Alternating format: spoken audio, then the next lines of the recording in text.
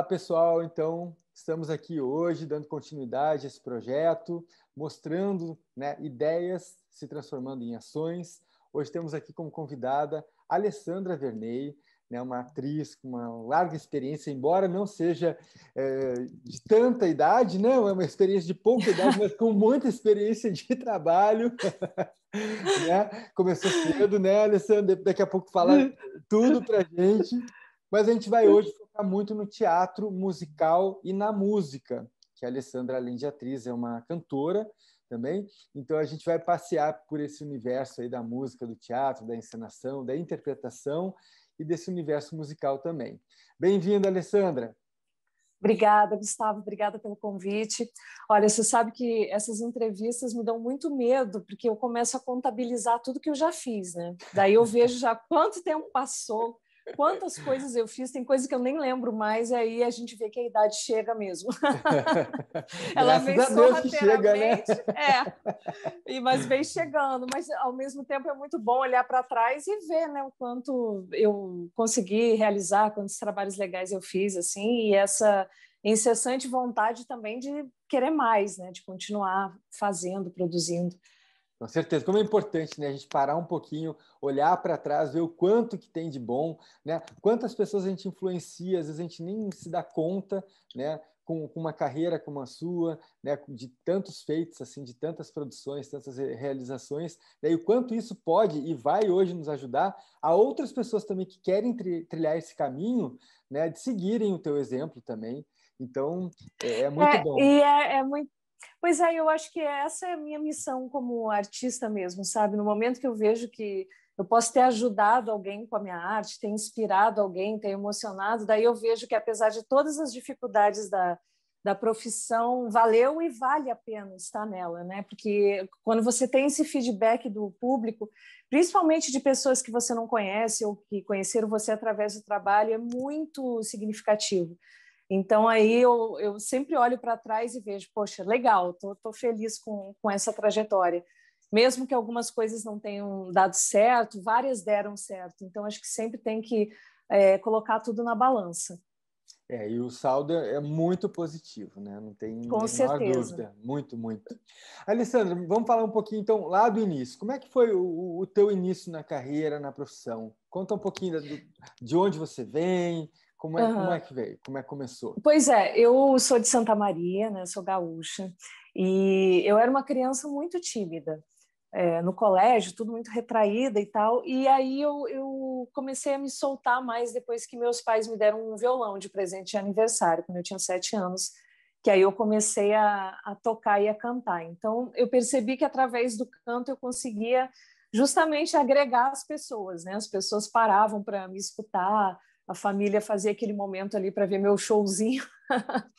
E aí, eu acho que lá que nasceu esse primeiro desejo, assim, de trabalhar não, né, mas de curtir a arte, né, quando criança. E é engraçado porque, assim, acho que quando você é criança e tem esse desejo artístico, você fica meio uma criança meio diferente das outras, né, porque as outras parecem ter outros interesses. E eu era, desde muito pequena, assim, ligada em cinema, mesmo novela, música, tudo eu era muito antenada, assim, aquilo me transportava para um outro lugar.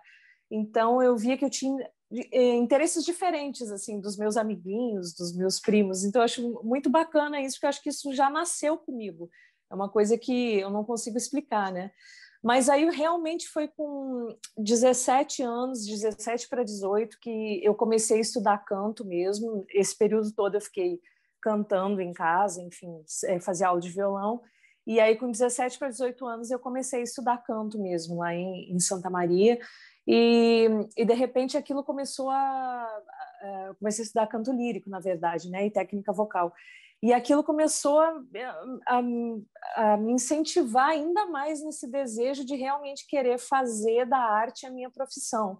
Tanto é que eu fiz vestibular para comunicação, para publicidade, e acabei nem fazendo a faculdade, fiz 2 anos só, porque chegou um momento que eu já estava cantando na noite, né, que era o que dava para fazer lá.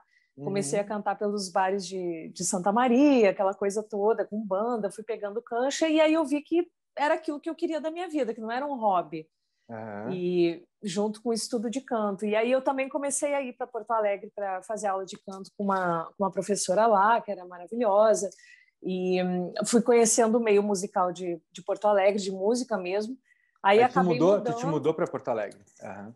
aí eu me mudei para Porto Alegre com 19 anos. E aí comecei a construir uma carreira de cantora lá, né, fazendo show nos bares, alguma coisa no circuito ali municipal de cultura, até que aos 21 anos eu ganhei o Prêmio Açorianos de Música, de Artista Revelação, que é um prêmio bem conhecido lá no Sul, né? Sim, conheço muito. Então pois é, aí foi muito bacana assim ganhar esse prêmio tão jovem, né? Porque eu tinha 20 para 21 anos, eu fiz um show lá que os jurados foram e adoraram.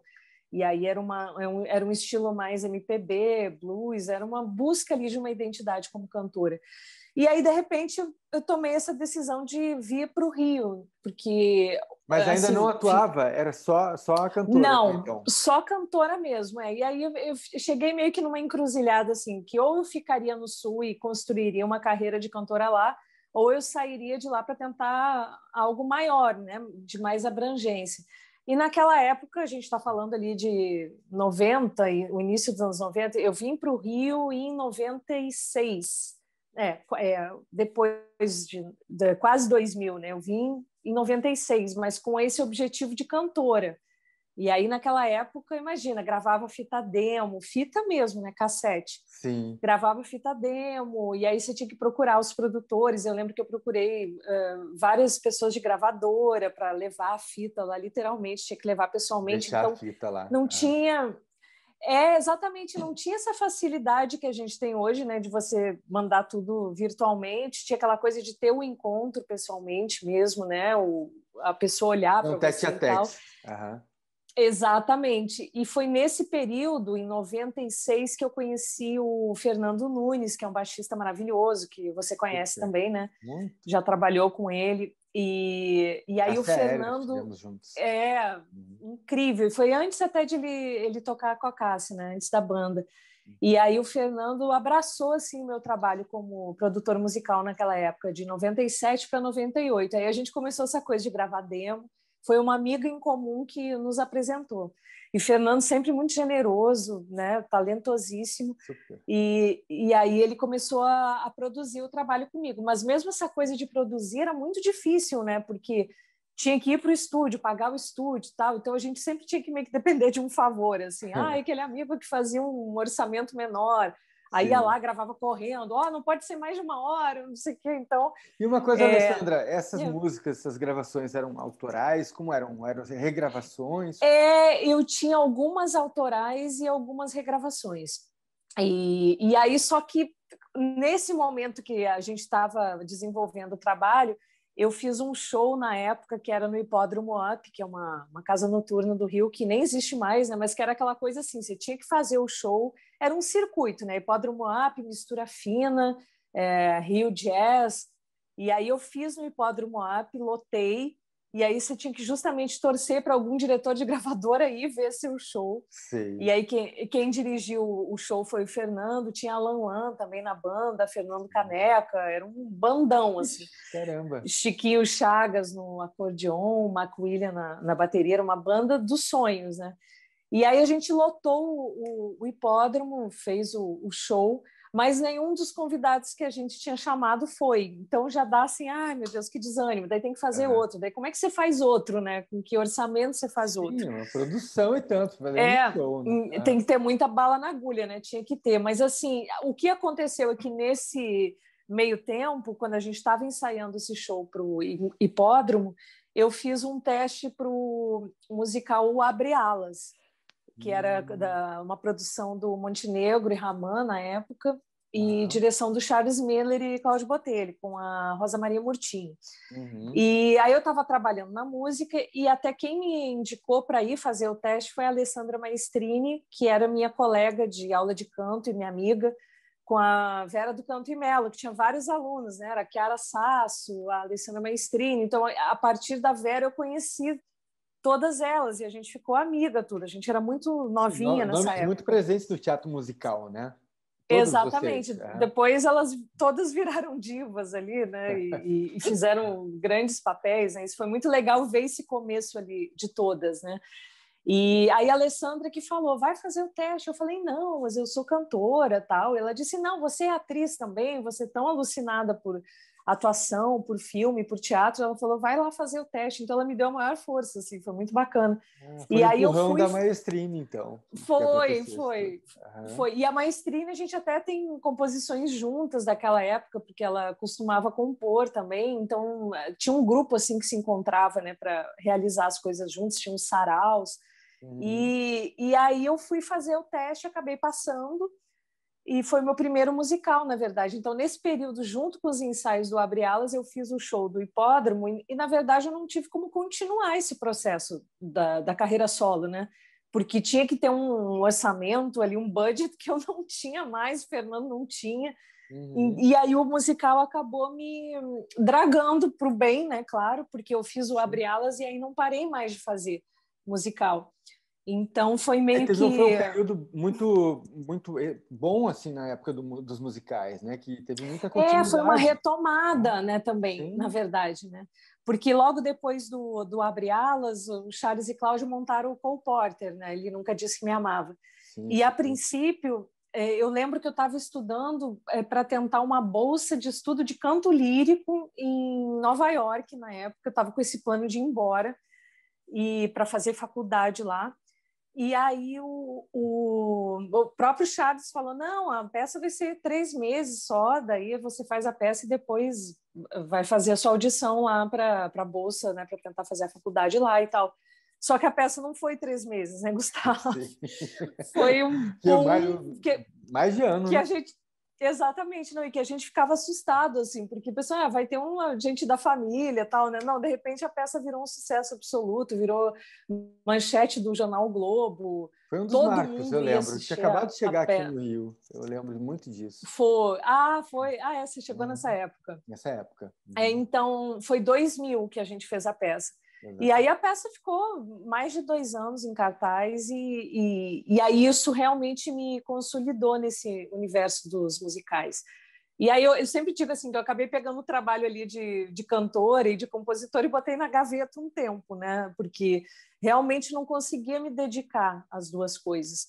Mas eu acho que, ao mesmo tempo, toda a trajetória que eu tive nos musicais me deu todo um background, assim, um conhecimento para eu retomar depois o meu trabalho na música com uma outra visão, com uma outra maturidade. Um domínio de Então, isso palco também, né? Super importante. também, exatamente. Nossa, o musical me trouxe muito domínio de palco. E a própria atriz mesmo, né? Porque eu sempre brinco assim, que eu me tornei atriz, claro que eu sempre estudo, eu faço curso, eu faço coaching, mas com os profissionais, tudo, mas assim, eu me tornei uma atriz na prática mesmo, sabe? Não foi uma coisa que eu fiz faculdade primeiro, estudei muito e aí eu fui para o palco. Foi Foi justamente a direto para os coisa leões, digamos assim, né? fui, tipo assim, vai pro palco e se vira, né? Então foi engraçado até porque no Abre Alas eu fazia coro, né? Não tinha um papel. Sim. Tinha um solo, mas não tinha um papel. Só que aí depois, como a peça ficou quase 2 anos em cartaz, não tinha essa coisa que tem hoje de ter sub, stand-in, né? Não tinha. Então, e aí eu passei a fazer os outros papéis, assim, porque às vezes alguém ficava doente, não tinha como fazer. Aí a Alessandra sabe, daí era vai lá e Ia faz, entendeu? Então isso substituindo. Uhum. e ao mesmo tempo isso deu uma cancha incrível, né? Porque você tinha que fazer, não tinha opção, né? Então eu fui me jogando, na verdade. E aí depois durante esse processo que eu passei a estudar, a procurar profissionais para fazer coach de atuação. Daí hoje em dia sempre que eu tenho um papel, eu sempre procuro alguém também para fazer uma supervisão, para ter uma direção, na verdade, né? Uhum. Mas assim, de uma certa forma, eu fico pensando, caramba, eu não tenho uma formação maior assim que às vezes eu gostaria de ter, mas às vezes também tem tanta gente que tem tanta formação e E não pratica.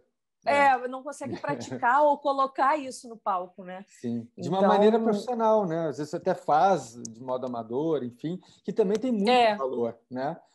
Enfim, a gente não pode sim, menosprezar absolutamente nada, mas é que é exatamente. uma sorte tua, aliada a um talento, né? Claro, uma série de questões aí envolvidas, mas que bom que isso aconteceu, né, de estar sempre, continuamente trabalhando, né? E aí Sim. nunca aconteceu de voltar mais para o Sul, né? Ficou aqui e continuou, direto. Até hoje, direto, Direto na aqui. batalha aqui.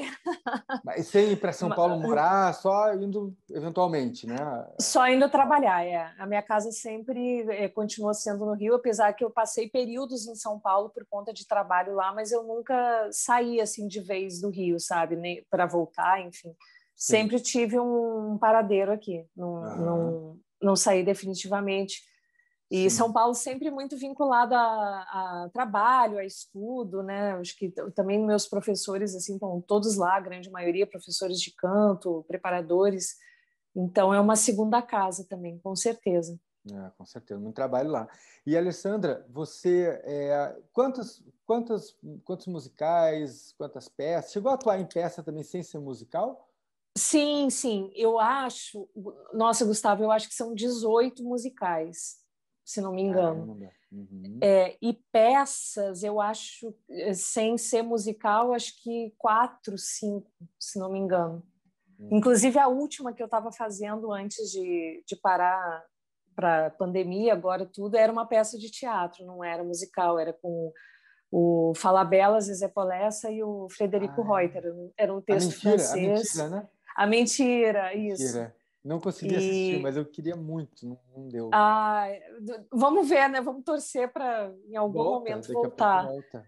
Claro. E o Miguel foi um grande mentor assim para mim. Ele que também me passou muito dessa segurança de atuar e de botar na fogueira para fazer, sim. sem pensar muito. Estimulou a ir mesmo de cabeça. Exatamente. E é muito legal assim saber que ele tem uma confiança no meu trabalho. Isso também é uma conquista que eu fico feliz, sabe, de sempre que ele tem alguma coisa, ele me chama e sempre me valoriza muito como artista, né, nos trabalhos que ele me chama. Isso é muito bacana. Com certeza. Nossa, é uma coisa que você conquistou, né? Não vem por acaso, né? E engraçado, até uma história que é meio quântica, inclusive, né? Porque quando eu morava em Santa Maria, eu até escrevi um artigo para a Folha de São Paulo falando sobre isso. Quando eu morava em Santa Maria, eu tinha uma paixão pelo Falabella, né? Assim, quando eu tinha esse desejo de ser uma atriz e tal, só que eu nunca tive coragem de estudar em Santa Maria, justamente por ser muito tímida. Daí tinha alguns cursos de teatro, eu nunca me matriculei em nenhum, por isso eu falei, nossa, como é que eu vou chegar lá e atuar, né? Olha que loucura. E por isso que eu acho que o canto me conduziu primeiro para esse lugar, né? De me apossar da arte para depois eu começar sentia mais segura cantando, né? Talvez. Foi, e é engraçado, porque tem gente que fala que acha dificílimo cantar e muito mais fácil atuar, né? Mas aqui para cantar tem que ter um talento especial aí, né? E muito estudo, assim, também, né? Quando você começa a estudar canto é que você vê o quanto não é fácil mesmo. Mas eu também acho a atuação muito... e acho que a atuação é muito difícil também, né? Não é uma coisa fácil você se tornar um bom ator, né? Mas, então era engraçado porque o Miguel, ele sempre fazia aquele encerramento do video show e eu devia ter o quê? 12, 13 anos, 11, não lembro. E ele sempre falava, olha, você que tem vontade de ser ator, não desista, siga atrás do seu sonho, tá. E quando eu mudei para o Rio e tal, ele me chamou para um primeiro trabalho com ele, eu falei para ele, olha, você que é culpado de eu estar aqui. Porque você falava tanto aquilo, parecia que ele estava falando comigo, né? Daí até nesse artigo para a Folha de São Paulo eu escrevi, ele falou comigo, tipo, eu ouvi. Tá vendo? Você é responsável mesmo, estou aqui, eu vim. Engraçadíssimo. Então, imagina, daí realmente trabalhar com ele era um sonho e eu consegui realizar isso. E aí tem uma história muito engraçada, porque a gente estava estreando uma peça que era peça de teatro também, não era musical. E a gente estava num ensaio geral super confuso, assim, que estava dando tudo errado, assim, nas ações de cenário, e tinha que estrear naquela noite. E aí a gente começou a peça tenso, assim, meu Deus do céu, será que vai dar certo? Porque era um ensaio aberto, na verdade, com o público. E aí eu lembro que eu abri a peça com ele, né? E quando eu entrei em cena e dei de cara com ele, o olho dele, assim, tava um azul tão iluminado, que eu pensei, meu Deus, Deus, estou vendo Deus. Eu falei, então não vai dar nada errado. Ele tava de branco, assim, eu falei, Nossa, daí aquilo me relaxou, olhar para ele, que eu pensei, não, já deu certo. E realmente deu tudo certo. Aí eu falei para ele, Miguel, quando eu entrei em cena, eu olhei para você, eu vi Deus. Aí ele falou, não, querida, você viu a autoridade cênica. Ele falou, não era Deus, era autoridade cênica. Ele falou, eu tinha certeza que ia dar tudo certo. Eu falei, nossa, como a gente riu depois, né? Porque autoridade era... cênica é bom, né? E não deixa de ser, né? Não, totalmente, porque você sabe quando você entra, eu não estava nervosa, mas eu estava receosa que fosse dar alguma coisa errada. Daí quando eu olhei para ele, assim, falei, não, Deus, está tudo certo. O olhar dele estava tudo certo. Ele pegava a minha mão, ali, né? aí eu relaxei, daí tudo fluiu, e eu dizendo para ele, eu vi Deus, eu falo isso no artigo também, muito engraçado. Muito Não é a bom. Deus, é a autoridade cênica. Autoridade cênica. Ó, pega essa, leva para você também. Ó. Daqui a pouco é você com a autoridade cênica lá, influenciando Totalmente. outros. Aí eu sempre penso nisso, quando eu vou entrar em cena, quando eu abro uma peça ou algum espetáculo, eu penso, autoridade cênica, né? Me vem ele falando. Isso Ficou. aí é um trunfo, é um trunfo. Totalmente, E uma totalmente. coisa, Alessandra, assim, nessa trajetória toda, nesses anos todos, assim, você chegou a encampar uma produção mesmo, você ter uma ideia, querer levar adiante, mover, assim, botar a equipe. Conta um pouquinho para mim se passou por essa experiência. Então, Gustavo, de teatro ainda não. É uma coisa que eu tenho muita vontade de fazer, né? De fazer um projeto teatral, pegar um texto bacana. Mas eu recomecei a fazer isso, na verdade, no Sul, na carreira de cantora, eu fazia isso, né? Fazia tudo sozinha, tal, ia reunindo, agrupando as pessoas. Tinha um produtor que trabalhava comigo como parceria. Então isso me deu um ensinamento muito grande, mas na área da música naquela época, né? Sim. E aí Mas, de qualquer maneira, tem uma recentemente postura aí, né?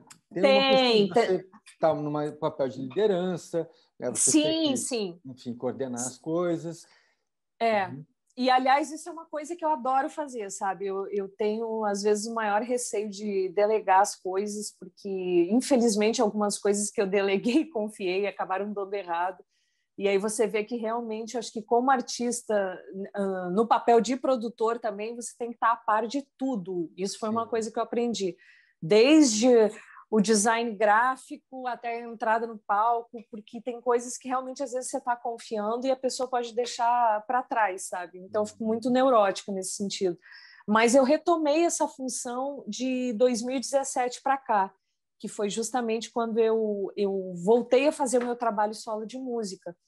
E aí, porque, enfim, passou todo esse tempo, como eu te falei, eu estava com as músicas lá na gaveta, né? De compositoras, releituras, tudo. E aí, em 2017, eu levantei o meu show solo, que se chama Café de Hotel, que é o nome de uma música minha. Daí eu fiz um show conceitual mesmo, reunindo alguns temas, e daí traziam releituras e algumas composições minhas. E aí, nesse show, justamente, eu fiz uma parceria com um produtor que você conhece também, o Rodrigo Medeiros, que trabalha com marketing e tudo. Sim, sim. E aí o Rodrigo virou um produtor parceiro junto. A gente fez shows no Teatro Claro Rio, né, que era o NET na época. Fizemos no Porto Seguro. Então foi uma experiência muito bacana, assim, porque era eu e ele à frente de tudo mesmo, né? E daí, claro, o Rodrigo acabava cuidando também da parte mais técnica, mas é uma loucura, assim, que eu até comento com ele quando a gente conversa a respeito, porque, tipo assim, na véspera do show, quando o cantor deveria estar ali naquele momento, repouso vocal, se preparando para amanhã, era a gente resolvendo coisa, e 2 horas no telefone, daí eu dizia para ele, Rodrigo, não posso fazer isso. Tem Daí, que descansar eu a lembro voz agora, chega, não dá, não dá. nossa, total, não. Daí eu lembro que no show do Porto Seguro, que foi 2017, eu entrei com febre no palco. Então, assim, naquele momento que era o meu momento, eu entrei assim, ó, com febre, aí fiz o show todo com febre, 10 pessoas, mas não dava para reparar, o show estava ótimo. Eu dizia, não, gente, mas eu, né, acabei não curtindo do jeito que eu queria curtir, né? Mas faz parte, né? Eu acho que também, à medida que a coisa vai crescendo, você vai conseguindo aumentar o staff, tudo. Mas hoje em dia continua assim, desde 2017 para cá. Quando tem alguma oportunidade assim, de trabalhar, de levar à frente o projeto, você acha que já consegue lidar melhor, assim, delegar um pouco mais? Como é que tem sido isso? essa experiência? Sim, consigo. Hoje em dia eu fico um pouco mais tranquila, mas mesmo assim sempre em cima, né? Porque eu acho que o mercado de música mudou muito, né? Do que era desse começo todo que eu te Difícil de contei. acompanhar até, né, essa produção, assim. Para quem está É, produzindo, é uma reviravolta a todo momento, né? e eu acho que justamente o artista ele não pode ficar alheio às outras áreas, né? Tipo, então eu fico em casa só compondo, estudando, e o resto as outras pessoas fazem, né? Eu digo assim, falando por mim, eu vou desde a sessão de fotos, né? Fazer a concepção junto com as pessoas, o design gráfico, ter uma designer gráfica de confiança, que a gente troca as ideias, ela propõe, não é uma coisa, faz aí, e o que ela mandar, tá tudo bem. Não, a gente tem toda uma conversa, né, para criar o conceito juntas. Então, assim, na verdade, são vários setores que têm que trabalhar em conjunto, às vezes as pessoas nem se conhecem, né? Hoje em dia, o que eu estou produzindo, eu tenho 3 produtores musicais, tenho a designer, tem uma outra pessoa que faz essa concepção de visual. Então, assim, em algum momento isso se une, mas eu que sou o elo entre todos eles, né? E aí eu tenho que estar muito informada sobre tudo, né? Eu até foi engraçado porque nessa pandemia eu comecei até a estudar design gráfico para entender um pouco como funciona, né? Para não ficar tão alheia. Mas ao mesmo tempo é uma loucura, Gustavo, porque se você começa a querer estudar tudo, você pode até fazer um pouquinho de tudo, mas você não faz bem, entendeu? Por isso que tem o designer gráfico, né? Melhor você ter o profissional do que eu começar a fazer uma coisa mambembe. Então, acho que você pode ter noção das coisas, mas essa equipe sempre vai existir. Porque Cada senão especialista na você... sua área, né? E você tem uma visão geral de tudo, né, para ver se está de acordo com o que você quer, com a identidade que você busca. Eu acredito muito nisso também.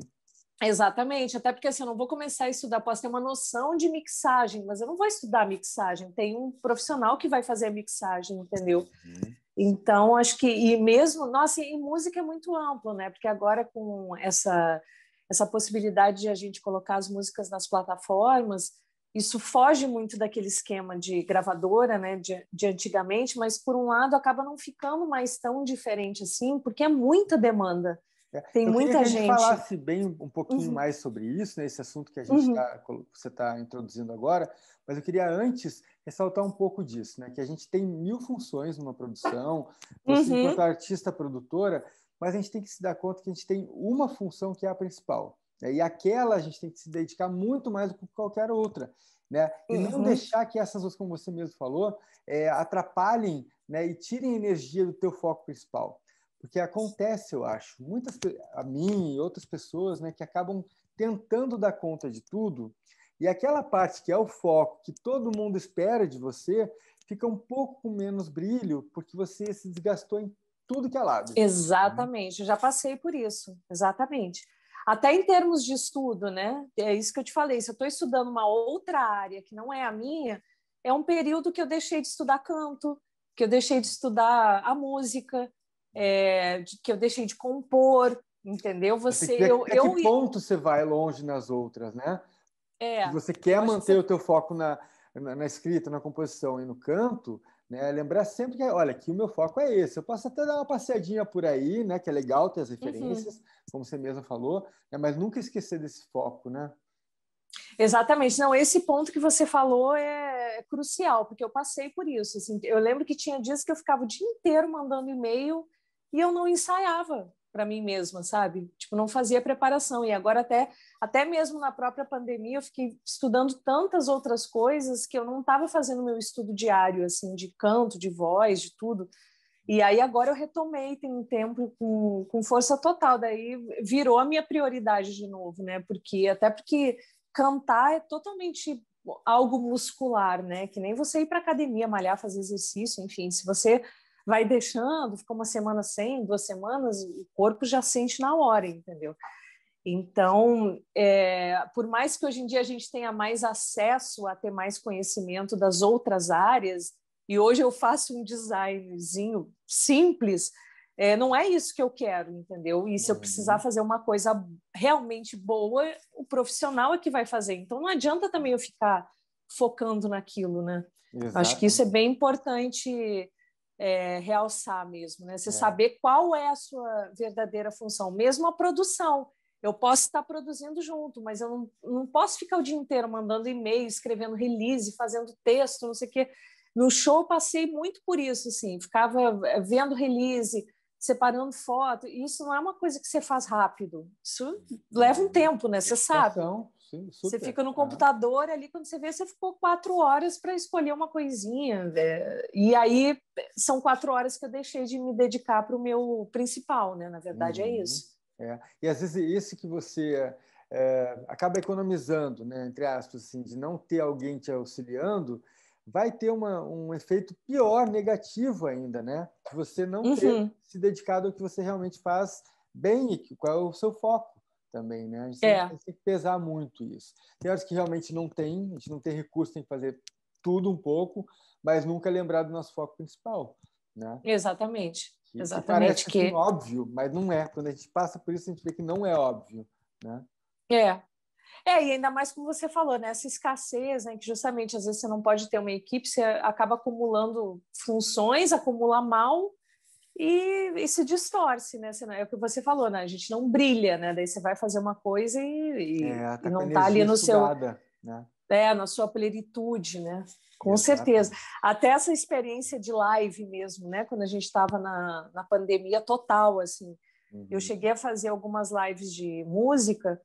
E acho que às vezes as pessoas não têm ideia do que é fazer uma live, mesmo uma live simples em casa, né? Se você quer fazer bem feito, claro. Não estou falando da live normal, assim, né? Um bate-papo e tal. Mas, assim, uma live de música, né? Eu falei, poxa, eu vou querer botar o microfone, vou querer ligar, botar uma caixa, dar um som legal para as pessoas. Aí, tipo, entra a parte visual. Não vou acordar e fazer a live, né? Eu tenho que me maquiar, eu tenho que fazer um cabelo. Então, tem toda uma história por trás aí, né? Toda uma história por trás. Eu lembro que teve uma que eu fiz para o Claro Rio, que aí não podia encontrar o músico, essa coisa toda, né? Daí o músico gravou as bases, mandou, botei no computador, daí montei um aparato em casa, luz, tudo. Se eu mostrar a foto, você não acredita, né? Da parafernália toda. Gustavo, eu fiquei assim, sério, umas 6 horas preparando a live. E aí, na hora de entrar na live para cantar, eu estava, tipo, exausta. Eu já cantei. Foi toda a minha energia. Cantei bem tudo, mas eu lembro quando eu liguei a live, assim, parecia que eu estava entrando no palco, sabe? A mesma adrenalina, mas com medo, daí dá um estouro ali, tem uma conexão que falha na hora, o volume não tá bom, daí não tem outra pessoa para ajudar, porque você não podia encontrar ninguém. Sabe? Então era uma coisa assim, só de testar o som eu ouvia aqui, daí eu ouvia lá, não sei o que. Eu falei, gente, era muito tempo. Eu falava, meu Deus, eu não sou técnica de som. Dá o que fazer, e eu né? tô aqui.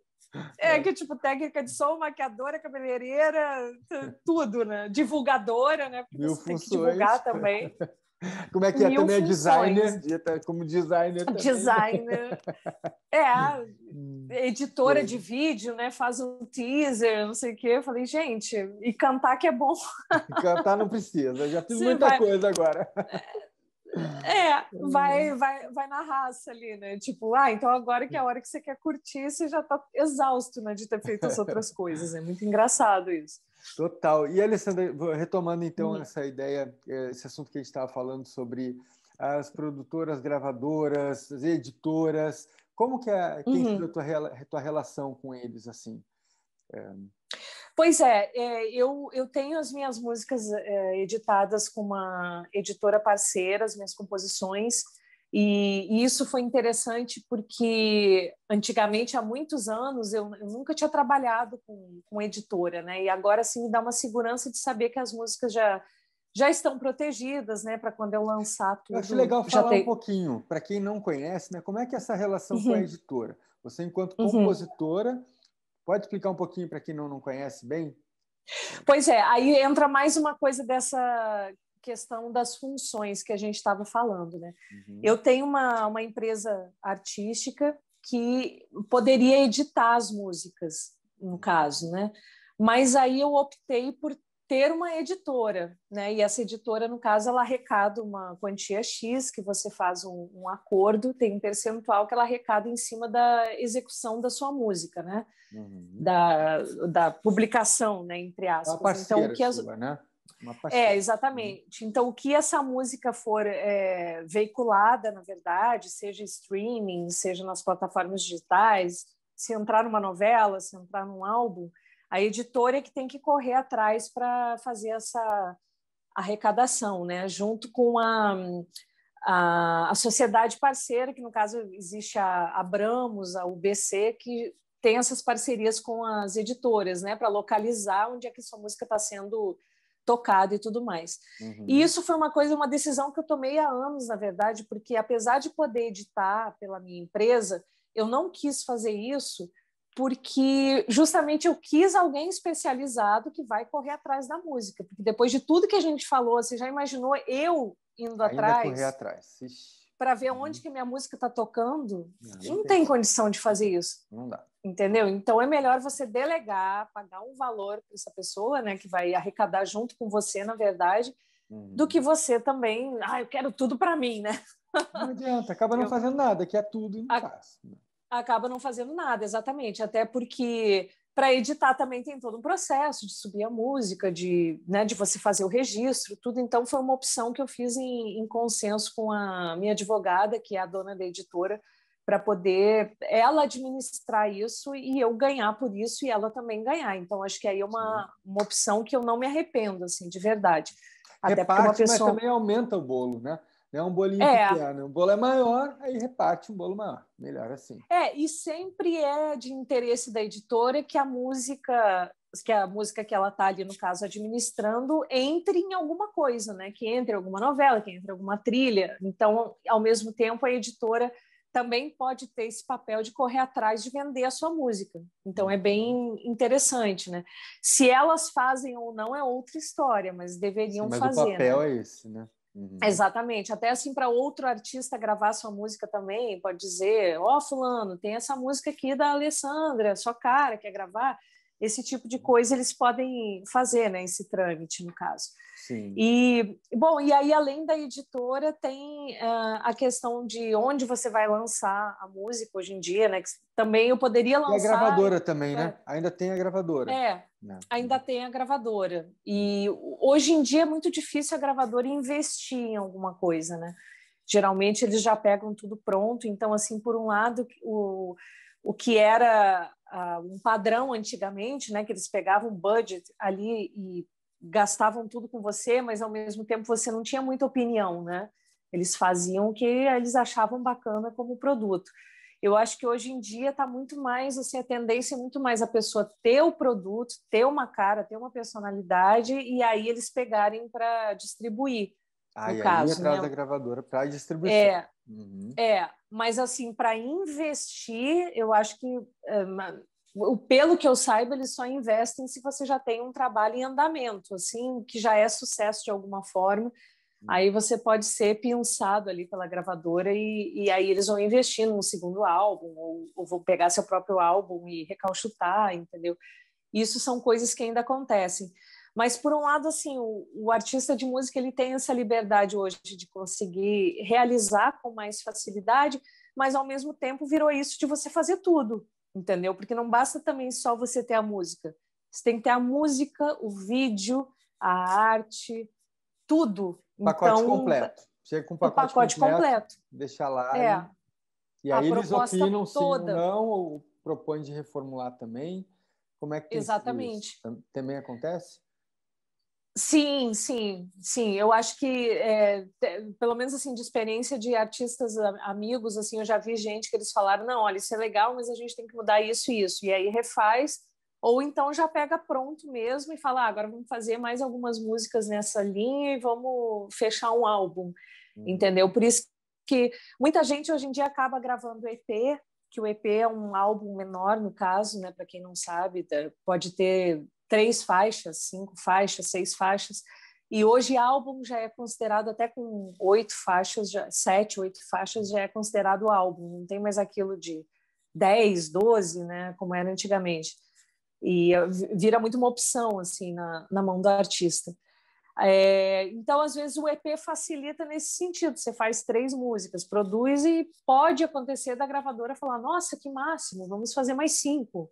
E aí eles bancam, entendeu? Então, não é uma coisa impossível, mas acontece. Uhum. E esse contato com as gravadoras e editoras, assim, eu estou falando para todo mundo, né? Para quem, digamos, tem uma vontade de começar a fazer isso e não sabe como. Qual é o caminho, assim, que você daria uma dica para seguir em relação a isso? Pois é, eu acho que hoje em dia não existe, não posso te afirmar isso, mas não existe muito isso de mandar o material, né? Eu acho que existe você fazer um produto, seja um single, né, que é uma música só, ou fazer um EP, e aí isso chamar atenção de alguma forma, né, como Pelas redes execução. sociais, né? Que é a maneira que tem É, de se colocar aí, né? De aparecer. de Uhum. chamar atenção. Por um lado, a rede social ajuda muito nisso, né? Mas aí você tem que ter essa sacação de qual vai ser o seu diferencial, né? Para viralizar, para fazer com que aquilo seja muito executado, né? Isso é uma coisa que não tem muita fórmula. Ou às vezes é sorte, ou alguém que tenha uma autoridade grande, tipo, sei lá, um digital influencer descobriu sua música e aí postou e de repente todo mundo começou a ouvir. Sim. Ou um grande artista. Eu acho que hoje em dia os blogueiros, assim, na verdade, têm muito mais poder nesse sentido de divulgação do que até mesmo os próprios artistas grandes, né? De apadrinhar ou amadrinhar alguém. Acho que isso hoje em dia até está mais raro. Né? Não, hoje não, é mais possível até você conseguir viralizar por uma outra pessoa que tenha muito seguidor e que curta ali o seu perfil, o seu estilo de música, do que você ter um padrinho ou uma madrinha musical, assim. Necessária, não é que isso vá fazer você acontecer, né? Necessariamente. Mudou muito, realmente. Essa Mudou muito. comunicação, Não essa tem divulgação fórmula, mudou muito. Gustavo. E eu acho que isso da rede social muda também tão rápido, né? Diariamente muda, que você tem que estar muito atento. E também tem essas coisas, o próprio Instagram mesmo, a gente vê que parou de entregar muito conteúdo, né? Então, Sim. daí daqui a pouco ele volta a entregar. Aí lança um novo, muito. né? Tipo Reels, que já entrega mais. É, Cada hora tem uma coisa diferente, né? exatamente. Realmente tem que estar muito antenado para isso. Agora, uma coisa bacana assim das plataformas digitais, né, musicais, é que eu vejo assim, eu acabei fazendo porque eu estou preparando meu trabalho autoral, mas eu optei por esperar um pouco a pandemia baixar, né, para dar uma melhorada em tudo, até porque a gente está sem possibilidade de fazer show, né? Então eu acho que o show ainda é o veículo, né, com que o artista consegue divulgar e ganhar algum dinheiro, né? Porque isso tudo das plataformas é muito difícil você ter alguma renda, né, com música a partir disso, ao menos que você tenha um patrocinador que vá lá e banque a sua música, banque a sua live, daí é diferente, né? Mas eu até daí, justamente enquanto eu não lanço as minhas músicas autorais, eu optei por fazer alguns covers acústicos, porque era uma forma simples e minimalista, né, de fazer. E aí é muito interessante, porque ano passado eu lancei um do Queen, ali no auge da pandemia, foi agosto do ano passado, que é o Crazy Little Thing Called Love, é só violão e voz. E aí a gente fez tudo também, né, os produtores. A gente gravou no estúdio, foi lá correndo de máscara, eu gravei a voz, e aí depois a gente fez o clipe também no próprio estúdio, daí eu também maquiei, fiz tudo. E um dos produtores também é videomaker, então a gente meio que fez ali uma cooperativa e conseguiu fazer tudo ali com o trabalho de cada um, né? Com a mão de obra de cada um. E aí depois, quando a gente lançou a música nas plataformas, eu acho que isso que é o mais bacana, que eu vejo assim que tem gente que ouve, a partir do aplicativo a gente consegue acompanhar, né? Onde é que a música está sendo ouvida. Aí tem gente ouvindo na Indonésia, na Suécia. Bacana, Então, isso é demais, né? quando que antigamente, né, você teria esse alcance, na verdade, né? E Sim, aí você vê, e até principalmente porque essa coisa do cover, né, em inglês e tal, tá muito aquecido esse mercado, porque eu acho que até a pandemia aqueceu ainda mais, porque as pessoas gostam de ouvir, ter esse revival, assim, com outras releituras, né? super. Outro tipo de arranjo, tudo. Que E já aí é remete muito a uma memória, né? Desculpa te interromper, mas é uma memória não, que a pessoa imagina. já tem, né? Emocional mesmo. E aí, com uma releitura, né? Eu acho que tem uns componentes aí interessantes, né? Por isso que as pessoas escutam tanto. No meu caso é assim, pelo menos. exatamente. Te transporta para aquela época, mas de outra forma, né? Exatamente. Então, isso é muito legal. Então, eu acho que toda essa expansão, né, para outros países, tudo acho muito bacana, porque isso é uma coisa que com certeza não aconteceria em outros tempos, né? Sim. E ali também você vê a lista de cidades do Brasil que a música toca, daí eu fico pensando, caramba, tem alguém ouvindo lá em tal lugar, né? Tô com meus tentáculos por aí, né? Exatamente, você vai jogando uma sementinha ali, né? Então é muito, muito bacana isso. E aí agora eu estou preparando outros, né? Outros trabalhos para lançar também. E aí é toda essa função que eu te falei de novo, né? Começa tudo de novo. E agora, nesse junta momento, está o teu lado equipe. mais de compositora ou de releitura? Como é que está sendo agora o teu trabalho atual?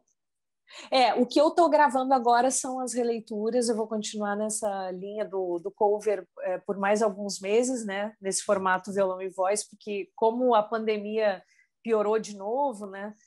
A gente teve essa dificuldade de também ir para o estúdio, ter mais gente junto. Então, tudo isso está sendo evitado.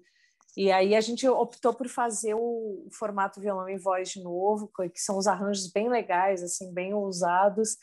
E eu acho que o autoral eu vou deixar para o segundo semestre, porque justamente por isso também, porque tá complicado, não tem show, né? E até para divulgação mesmo acaba ficando mais difícil, né? Porque tem uma situação que é meio delicada assim de você lançar a música e aí para a família ouvir às vezes não compensa, né? Tem que lançar uma coisa inédita num momento em que as coisas estejam mais abertas, mais acessíveis.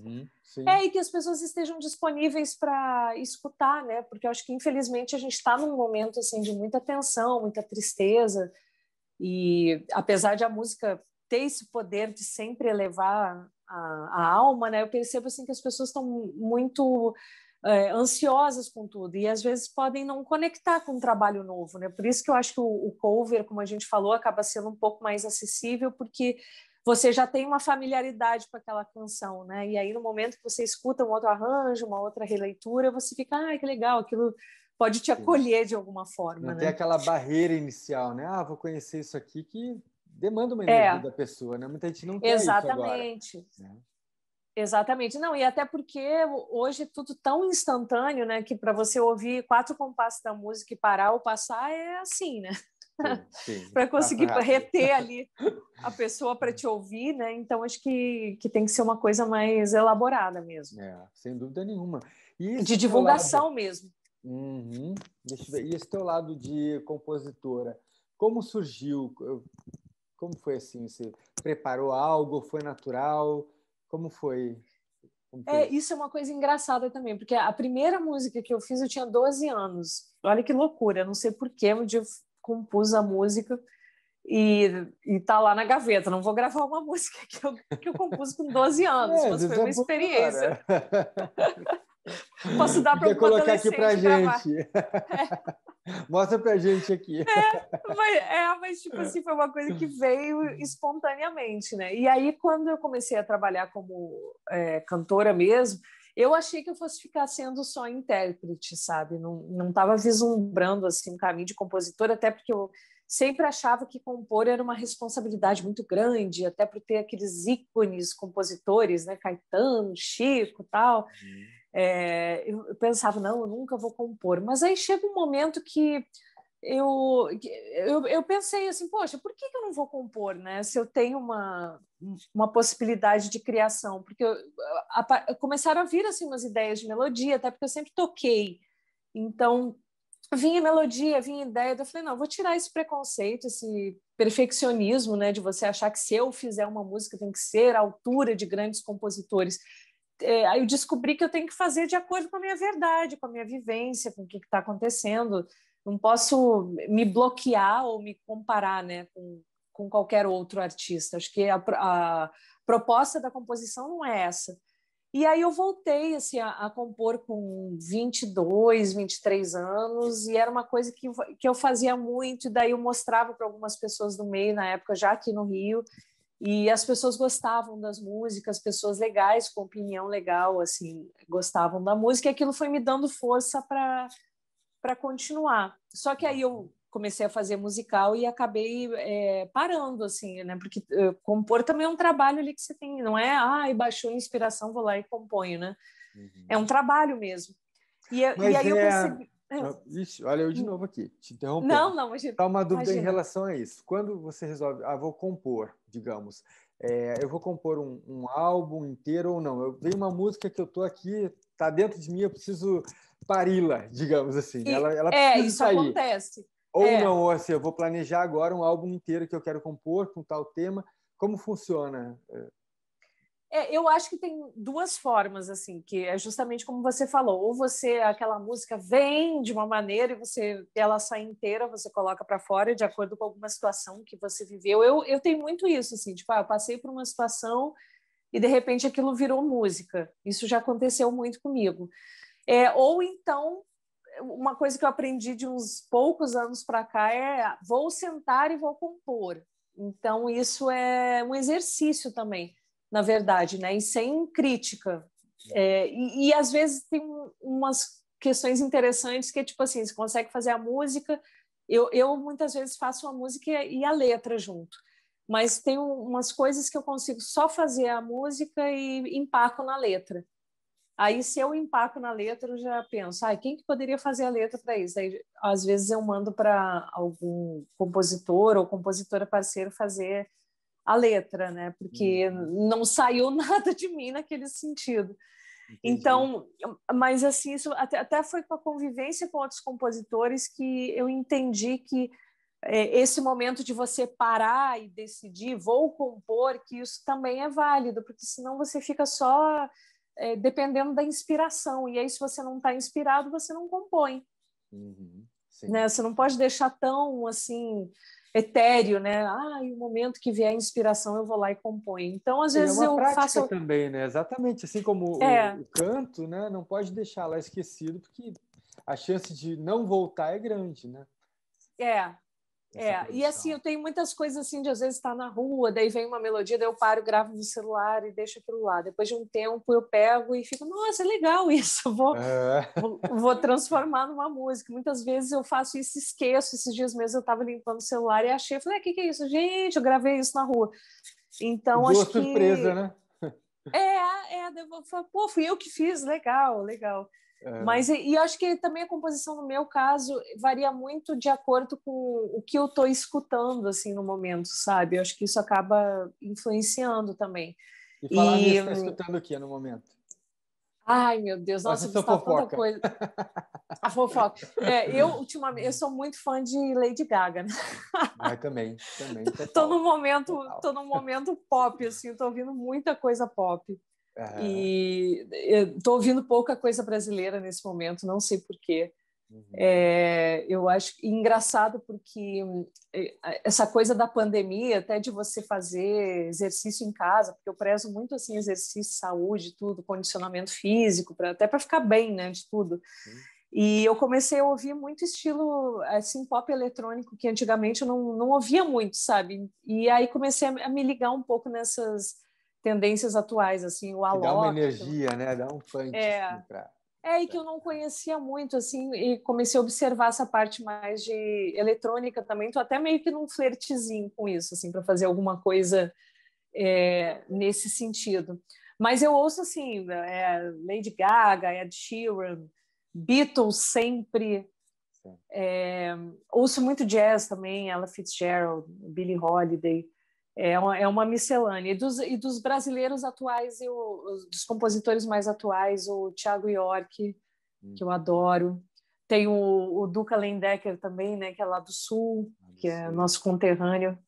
Gosto muito de ouvir também. E o Celso Fonseca, que é maravilhoso, que é meu amigo, volta e meia, ele está sempre ouvindo alguma coisa dele. E até a gente fez um projeto durante a pandemia também, que é tipo um home sessions, ele está em Búzios, quarentenado lá, daí ele grava lá e eu gravo aqui.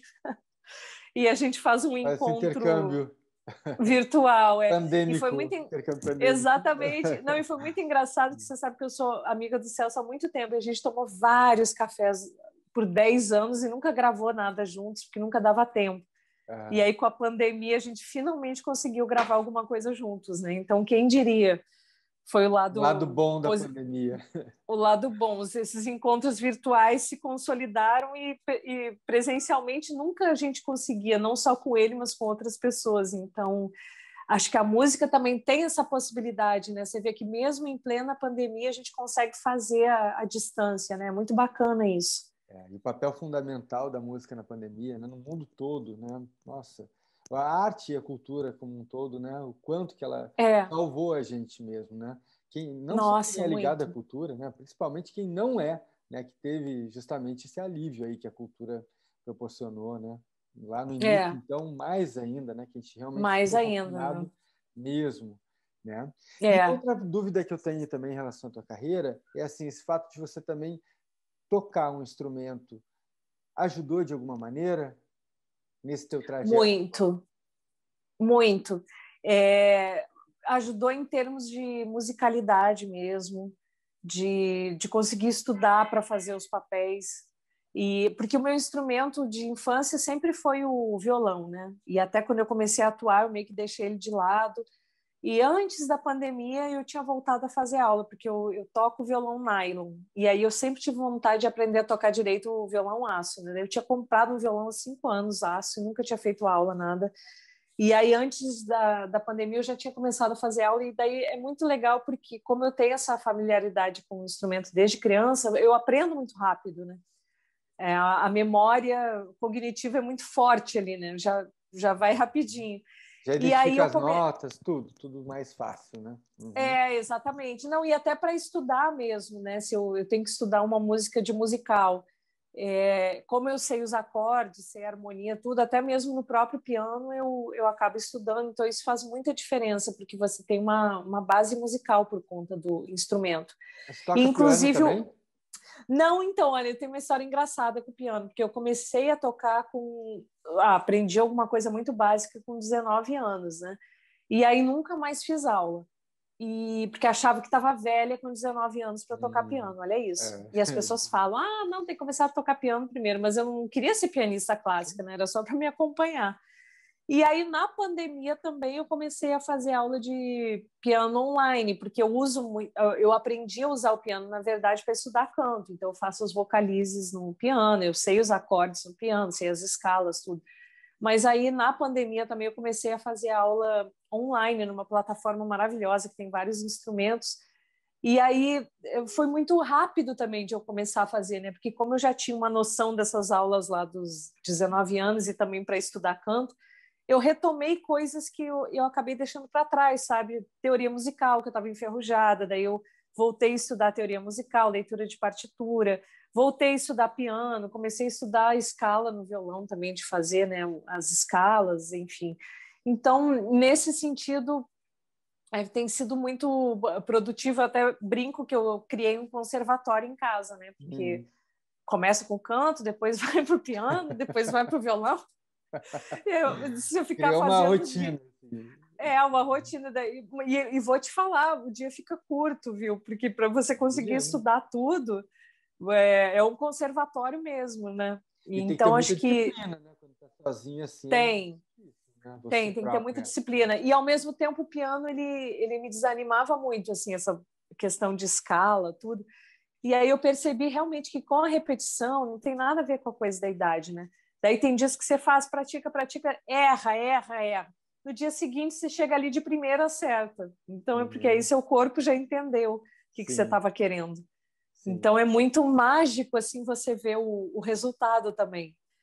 Eu estou incentivando todo mundo. Gente, independente dessa coisa, se é tarde, não é, se é criança, se é adulto, se é velho, estuda que, poxa, você vai para algum lugar, né? Sim. E dá um suporte muito bom, como no teu caso, né? Muito. Foi super importante. Muito. E até para compor mesmo, né? Isso que a gente estava falando, né? Porque se eu estou na frente do piano, outras ideias vêm do que no violão, na verdade, né? Então, o próximo vai ser o ukulele. Então, vai verdade, agora para o ukulele. Vou para o ukulele, com certeza. Só não vou pegar agora, porque senão vai ser mais uma aula no conservatório, né? Vou esperar um pouquinho ainda. Não tem tempo para isso mais. Não, exatamente. Mas com certeza já está na lista. Muito legal. E, Alessandra, assim, a gente já indo, né, para o nosso final aqui.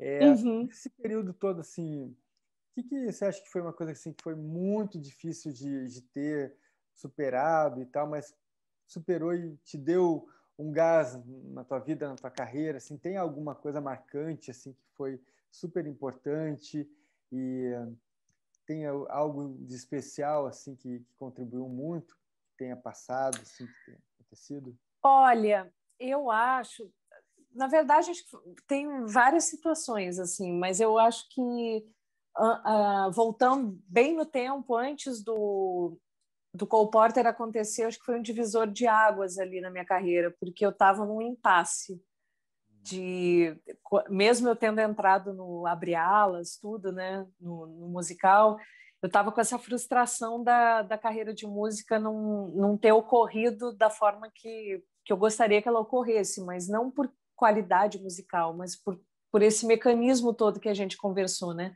De você depender na época que alguém te olhasse, e para aquele alguém te olhar e gostar de você, você tinha que fazer muito volume, na verdade, né? Não era um show, porque a pessoa poderia não ir naquele um show, né? Que foi o que aconteceu comigo.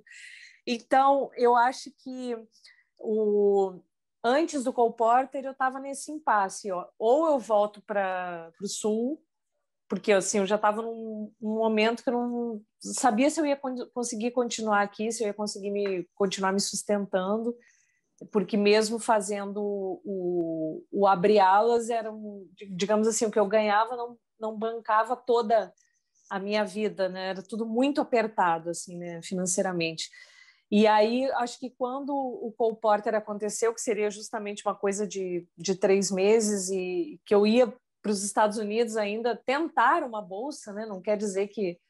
Não sei se eu ia passar ou não para a faculdade, mas era meio que um vai ou racha, né? Tipo, ou eu ia para os Estados Unidos, passava e ia para lá, ou eu iria acabar voltando para o Sul. Então, acho que essa magia desse primeiro, na verdade, segundo teatro musical, né? Esse segundo musical, aquilo me deu uma estabilidade para continuar no Rio e realmente vislumbrar uma nova carreira, porque foi um divisor de águas mesmo naquela época. Era um impasse, né? Ou vai ou racha. Entendi. Então, acho que é uma coisa que eu guardo assim de uma forma muito especial, com certeza. Muito E que foi totalmente imprevisível, né? A gente não sabia não esperava que fosse dar certo do jeito que deu, né? Que ia ser o boom que foi. Então, aquela história de filme que você vê, né? Oh, tô aqui, vou ter que voltar, vou ter que ir embora, e de repente, da noite para o dia, as coisas mudam. Acho que aconteceu exatamente isso. Então, é uma memória que eu guardo com muito carinho, assim, eu sou muito grata. Eu sempre digo que o Cole Porter é o meu pé de coelho, né, inclusive.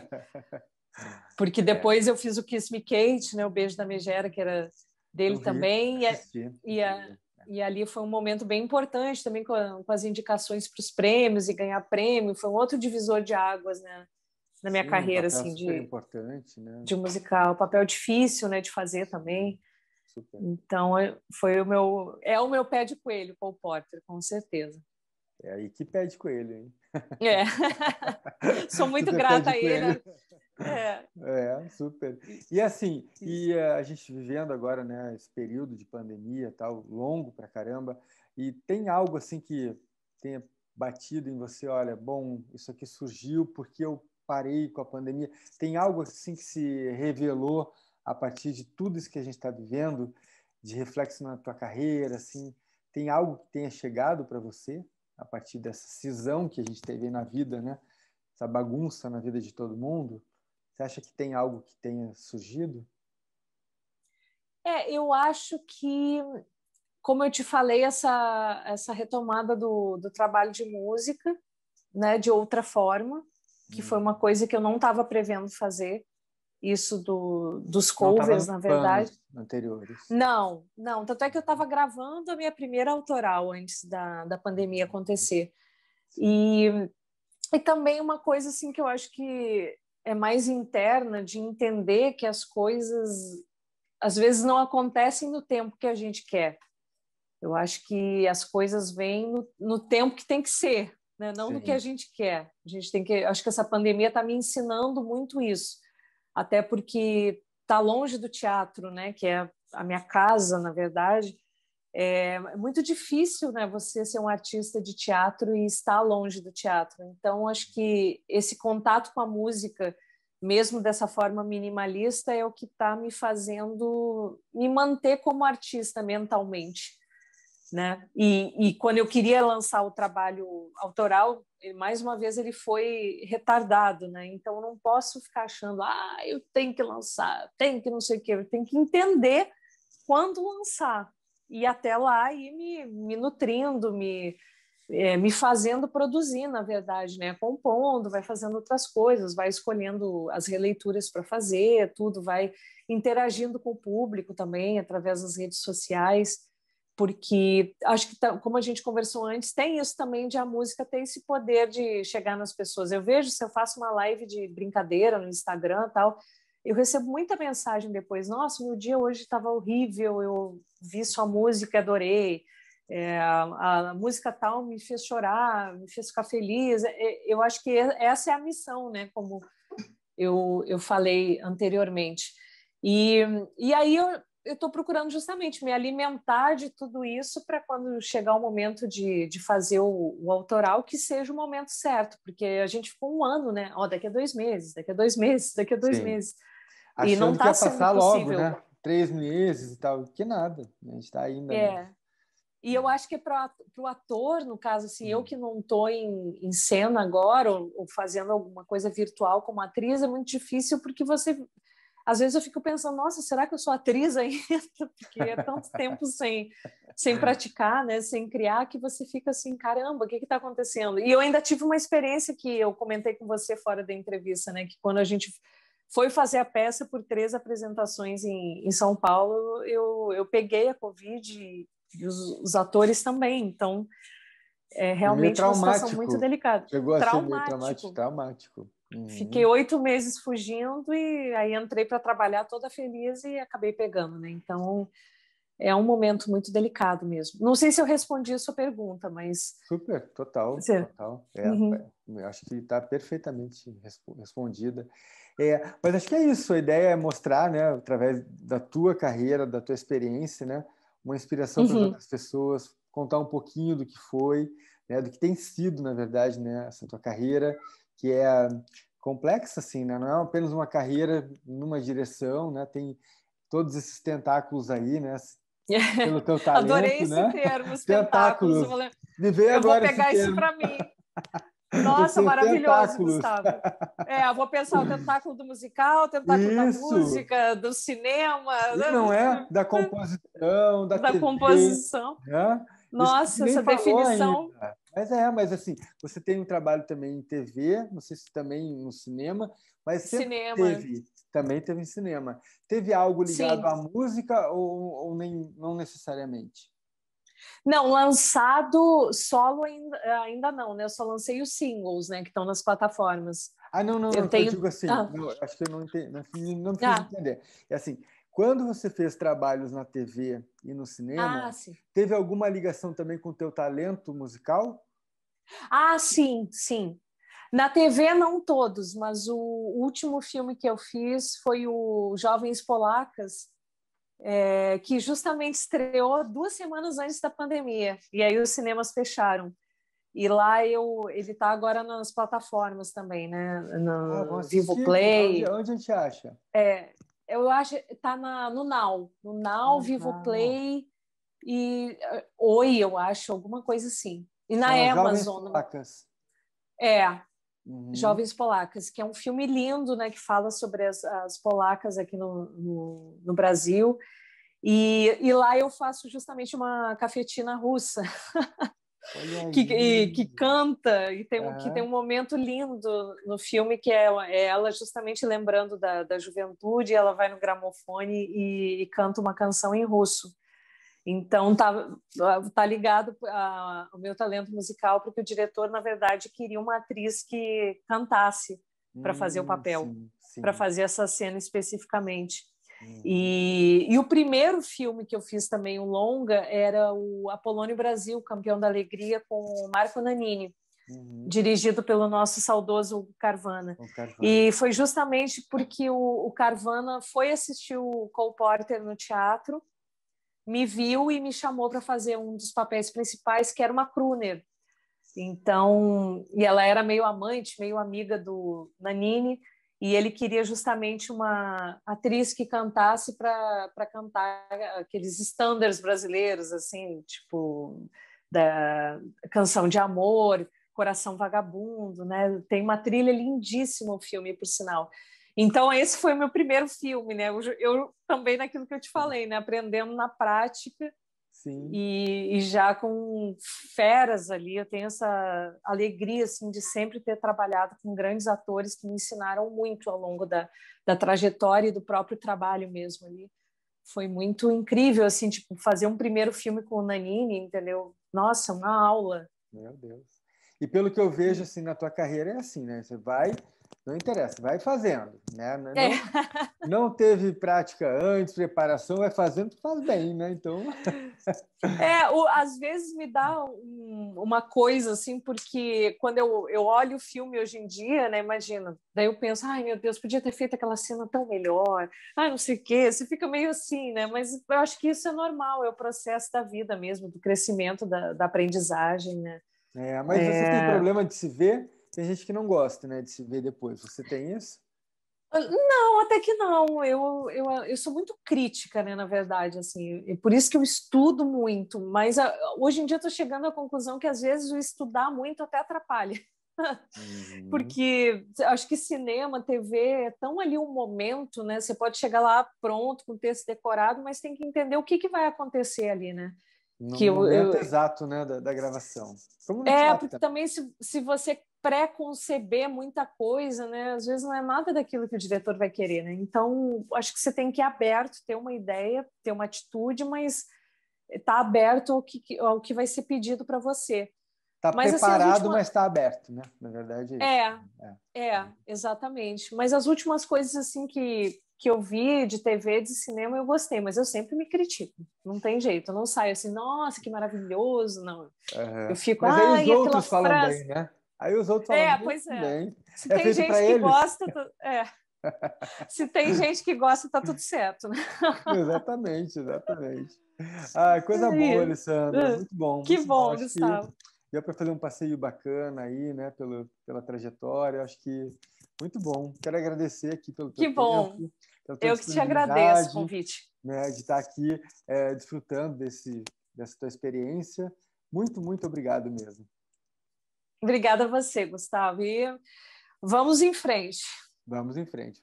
Tem coisa aí para a gente fazer. Vamos lá, vamos trilhar os caminhos. Vamos lá, com certeza. Obrigada. Bom, então, obrigado, Alessandra. Até já. Um beijo. Obrigada a você. Até já. Beijo.